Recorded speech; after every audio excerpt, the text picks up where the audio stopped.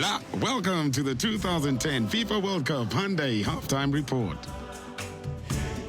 Well, I guess it's a good day to be a former Yugoslav republic. Serbia beat Germany 1-0, a shocker earlier on. And here, as I'm joined by Roberto Martinez, the USA trailing Slovenia 2-0. If you're with us pregame, Roberto said two guys the Americans must handle, Koren and Birsa. Guess what? Go to the highlights early on. Birsa got them going.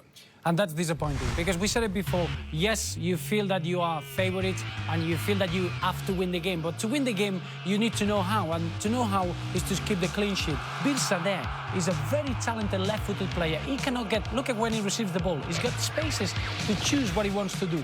And disappointing from Onyego, he doesn't close him down quick enough or well enough. And it's a great finish. It gets even more disappointing in the Adidas halftime highlights. Luka Jokic comes in and beats Tim Howard, and it is 2-0 Slovenia at the half. Again, no focus on defending from USA team. You can see Onyego defending on his own, allowing to play onside, and once he gets in 1v1 with Tim Howard, it's a clinical finish. But overall, very disappointed with the intensity of the defending of the USA team. I got 100 questions for you. Let me start with this. 20 World Cup matches. The USA has given up 8 goals in the first 15 minutes of those matches. How does that keep happening? Well, sometimes it's that focus, that approach, going out to the game and making sure that you grow into the game, that you can keep a clean sheet and then go in and try to win the game.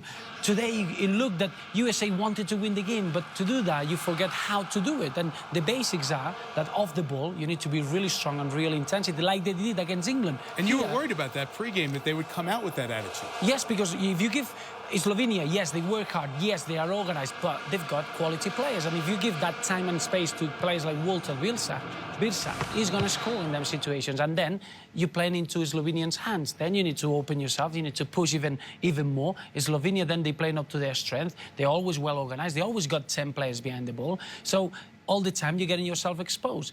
It's been disappointing that USA, when they had the ball, they had it in the wrong areas. The long possessions, they've been without dismantling Slovenia, and that's been the disappointing. And Roberto's telling you it's a tough road back, and statistically as well. You go back to 1995 against Saudi Arabia. It's the only time the U.S. has erased a 2-goal deficit. All time, they're 130-2 when they're down 2-0 at the half, and they're bumming Chicago.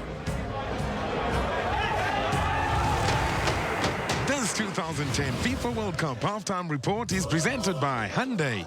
Fans show their loyalty in all kinds of ways. Ours, just buy another Hyundai.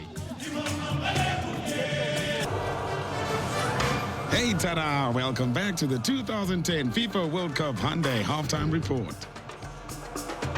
Slovenia leading the USA 2-0 at the half. Let's send you to Ellis Park for further analysis. Bob Lee and two-time U.S. World Cupper Alexi Lawless. Robert. Thank you, Mike. You heard Landon Donovan in the run-up to this match saying in the harsh calculation of the World Cup, if we can't beat Slovenia, we don't belong in the World Cup. Well, chances of that occurring are slim at this point. The USA down -2 in goal differential. You made your living as a defender. We saw Slovenia score early, score late. Give me your take on the USA defense and what is going on. Well, when you're a team that's a favorite, all right, you still have to do the things that got you there right. You maximize them. You're efficient. You're ruthless. You defend. You pick up people. You don't let players get free. It doesn't matter if you have 2 million people in your country. You can hit a shot if you give somebody time and space. No communication out there. No leadership out there. Torres, he was put in the game to get the ball, control the flow of the game. The U.S. doesn't need him coming back and taking the ball off the foot of the defenders. He needs to get up the field into those pockets up there. Landon Donovan, Clint Dempsey, they have to get the ball, get wide, get at them. Long balls, all fine and well, but when Torres is in there, if that's the way that they want to play, they got to find him, and he has to be involved. It's the basics. It's simple basics. Schooling the U.S. at this point. And they're not playing an incredible system or anything like that. It's a very, very simple system. The one-on-one duels, the head balls, the 50-50 balls, everything. Having said that, they had their chances, and they didn't finish their chances. And at this level, if you don't finish your chances, you saw what happened. Boom, right back down the other side of the field. Thank you very much, 2-0. So much made about the fact this is the smallest nation in terms of population, Slovenia. Remember, they knocked out Russia in a home-and-home playoff series. This is a team that is truly seeming and playing, as we've seen now, a match and a half in this World Cup, playing as a team because, indeed, they don't have any super club players, big money players. They're playing as a team. They're playing simply. They're doing what the U.S. has often done to other teams. All right. Big job, Michael, for the red, white, and blue. And after this break, Bob and Alexi will send you back to Ellis Park for the second half. The USA trying to erase a 2-goal deficit in a pivotal game against Slovenia. Back to Ian Dark and John Hartz after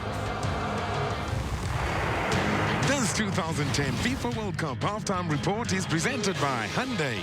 Fans show their loyalty in all kinds of ways. Ours, just buy another Hyundai.